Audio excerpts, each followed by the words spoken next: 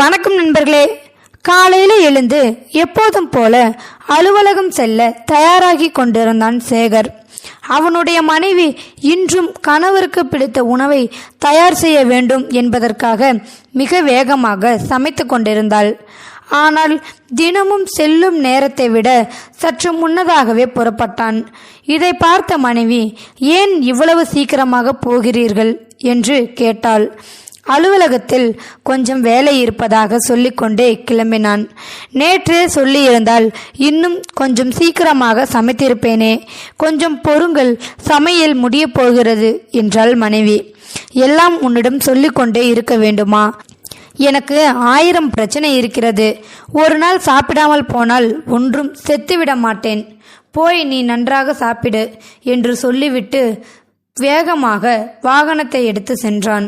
மனைவி எதுவும் சொல்லாமல் உள்ளே சென்று சமையலை முடித்து இறக்கி வைத்துவிட்டு தானும் சாப்பிடாமல் துணிகளை துவைக்க சென்று விட்டாள்.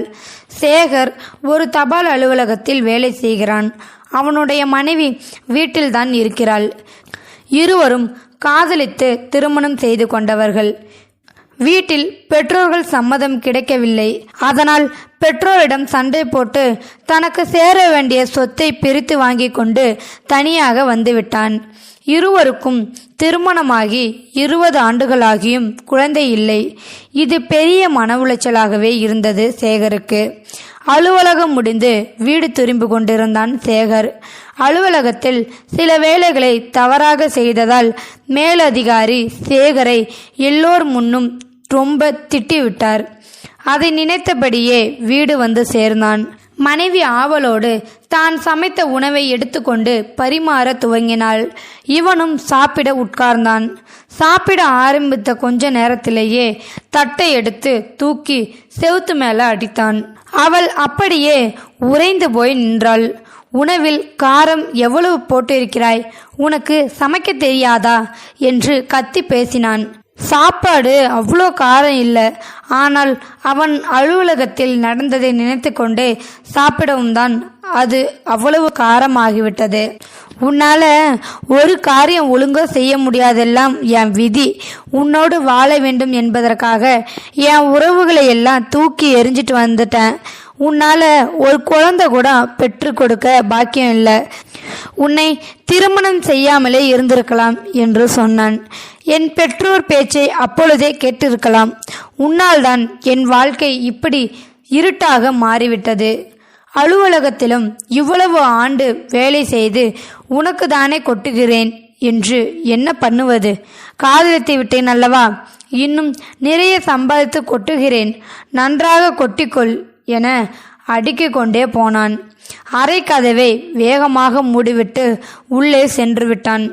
மனைவி கண் கலங்கியபடி தானும் எல்லோரையும் விட்டுதானே வந்தேன் என மனதில் நினைத்து கொண்டே கண்ணீர் தரையில் விழுந்தபடி வீட்டை சுத்தம் செய்து கொண்டிருந்தாள். மனைவியும் சாப்பிடாமல் அப்படியே தரையிலேயே படுத்து உறங்கிவிட்டாள். மறுநாள் காலையில் மறுபடியும் அவளது பணியை செய்ய ஆரம்பித்தாள். சேகர் எதுவும் பேசாமல் செய்து வைத்த சாப்பாட்டையும் எடுத்துக்கொள்ளாமல் சட்டென்று கிளம்பி போய்விட்டான். அலுவலகம் சேர்ந்த பிறகு தனது பணியை ஆரம்பித்தான்.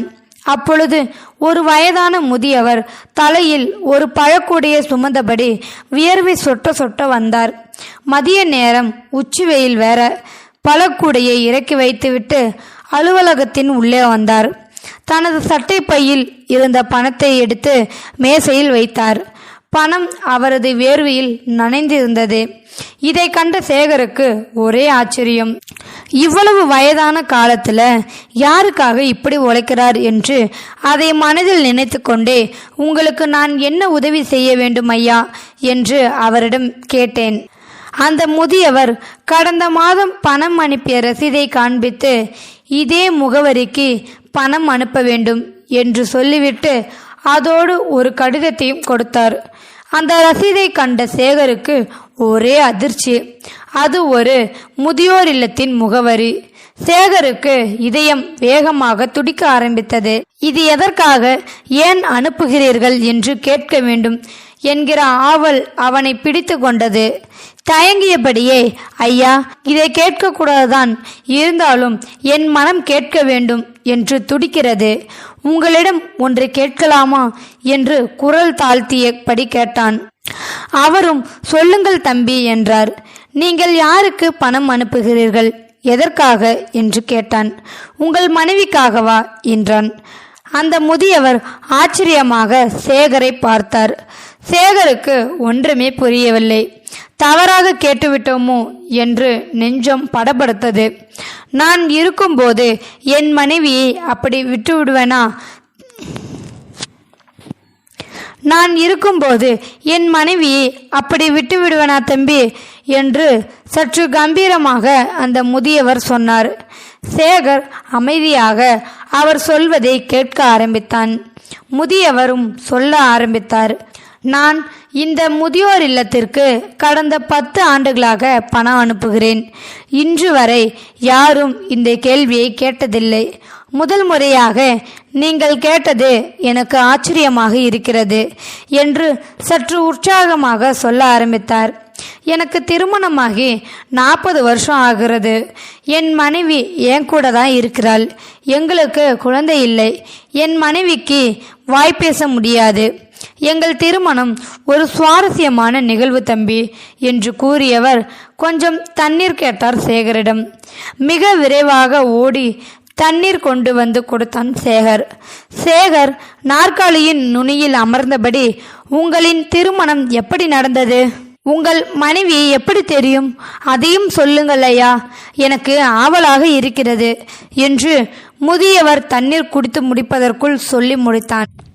முதியவர் சற்று சிரித்தபடி மேலே சிந்திய நீரை துண்டினால் துடைத்தபடி மீண்டும் சொல்ல ஆரம்பித்தார். என்னோட மனைவியை சின்ன வயசுலேயே தெரியும். எங்கள் வீட்டின் அருகில்தான் குடும்பமாய் இருந்தார்கள். அவர் வீட்டில் இவள் ஒரே பிள்ளைதான். அவளுக்கு 10 வயதாக இருந்த பொழுது அவளுடைய தந்தையோடு வெளியே சென்றுவிட்டு வீடு திரும்பும் வழியில் வாகனம் மோதி அவர் தந்தை இறந்து விட்டார். தன் கண் முன்னே தந்தை இறந்து போனதை கண்ட அவளுக்கு பேச்சு வராமல் போய்விட்டது. அதன் பிறகு அவளுடைய தாய் பல வீட்டு வேலைகளை செய்து அவளை வளர்த்தார். இவளும் வளர்ந்து பெரியவளாகிவிட்டாள். அவளுடைய குறையை பார்த்த யாருக்கும் அவளின் அன்பு தெரியவில்லை. அவளுக்கு எல்லோரும் தன்னிடம் பேச வேண்டும் என்கிற ஆசை இருக்கும். ஆனால் யாரும் பேசதான் மாட்டார்கள். அவளின் தந்தையின் மரணத்திற்கு பிறகு உறவுகள் எல்லாம் அவரவர் வேலையை பார்க்க சென்று விட்டனர். திருமண வயது வந்தது. ஆனால் பேச முடியாத காரணத்தால் அவளை திருமணம் செய்ய யாரும் முன்வரவில்லை. பிறகு எங்கள் பெற்றோர்கள் பேசி இருவருக்கும் திருமணம் நடந்தது. பிறகு காலங்கள் கடந்தது. எங்களை பெற்றவர்கள் எல்லாம் இறந்து விட்டார்கள். எங்களுக்கும் வயதாகிவிட்டது. ஆனால் என் மனைவி ஒரு குழந்தை மாதிரி தம்பி என்று சொன்னவர் குரலில் ஒரு தடுமாற்றம். கையில் வைத்திருந்த துண்டை எடுத்து கண்களை லேசாக துடைத்தார். சேகரின் உள்ளத்தில் ஏதோ ஒன்று குத்த ஆரம்பித்தது. தன்னை நிதானித்து கொண்டு மீண்டும் சொல்ல ஆரம்பித்தார். அவளுக்கு உலகமே நான் மட்டும்தான். என்னை தவிர வேறு யாரும் தெரியாது. ஒரு முறை நான் உடல் நலம் பாதிக்கப்பட்டு படுத்த படுக்கையாக இருந்தேன். வேலைக்கு செல்லாமல் கையில் பணம் வேறு இல்லை. அப்பொழுது மருந்து வாங்க வேண்டும் என்பதற்காக அவள் அம்மா நினைவாக வைத்திருந்த ஒரு தங்க குண்டுமணியை எனக்காக கடையில் விற்றுவிட்டாள்.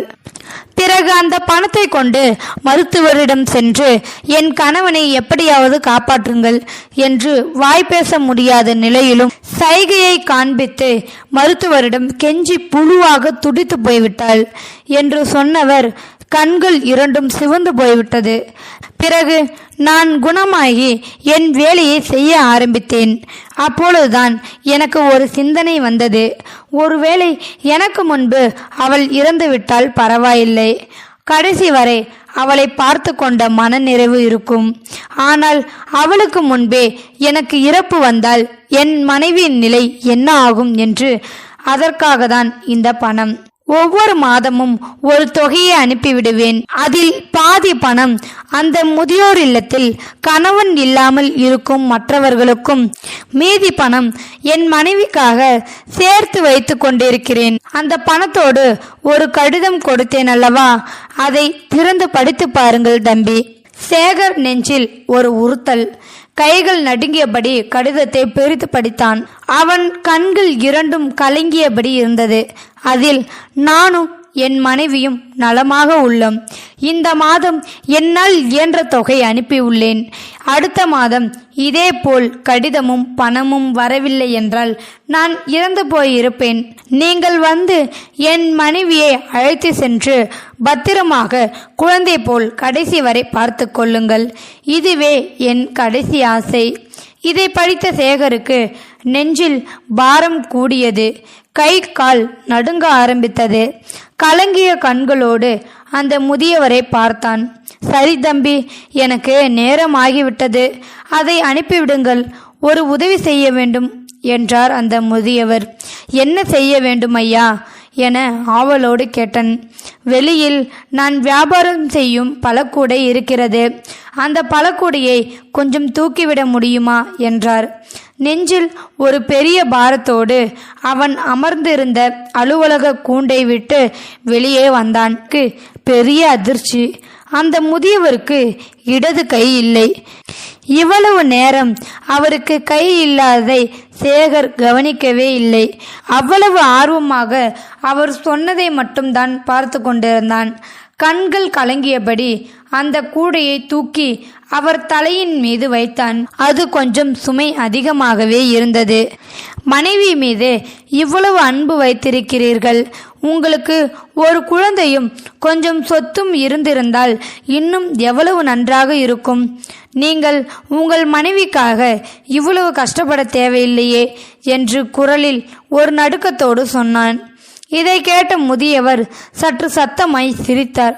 ஹஹா, என் மனைவி நம்பி வந்தது என்னைதான், சொத்தையோ அல்லது பிள்ளையோ அல்ல. அவளுக்காக சுமக்கின்ற இந்த சுமையும் ஒரு சுகமே என்று சொல்லிக்கொண்டே உச்சி வெயிலில் உற்சாகமாக பழக்கூடையை தலையில் வைத்தபடி ஒரு கையால் பிடித்து கொண்டு நடக்க ஆரம்பித்தார் அந்த முதியவர்.